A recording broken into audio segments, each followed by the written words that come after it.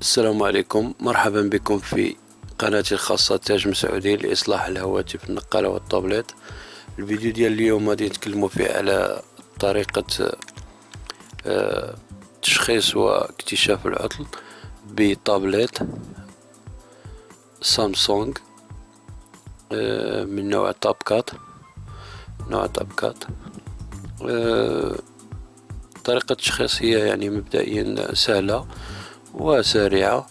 بعد يعني تفكيك التابليت، الحصول على البوردة والبطارية، نقوم بتشخيصها يعني وضع مؤشر المترس على كونتينواسيون متواصل أو ديود بالصوت أو الليد الأحمر. يعني سنقوم بتشخيص البوردة كي نكتشف أو نكشفها هل هي بحالة جيدة أم بها يعني ماس أو شورت كورب سيركوي يعني. وبعد ذلك نمر إلى المرحلة الثانية وهي يعني تشخيص البطارية، وبذلك نكتشف يعني أي طريق سنسلكه في إصلاح التابلت. هل نقوم بإصلاح البوردة أم يعني نقوم بإصلاح البطارية، يعني لكي نكتشف الحل التي هي عليها ولماذا لا تعمل بشكل يعني طبيعي. إذن نبدأ بسم الله. إن شاء الله هذه كل الفيديو واضح ومفيد للجميع.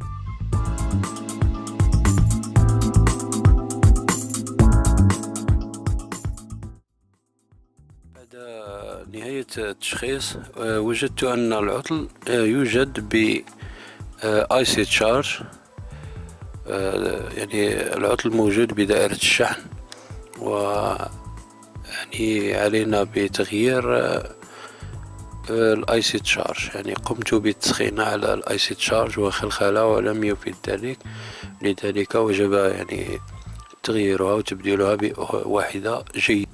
السلام عليكم ورحمة الله تعالى وبركاته.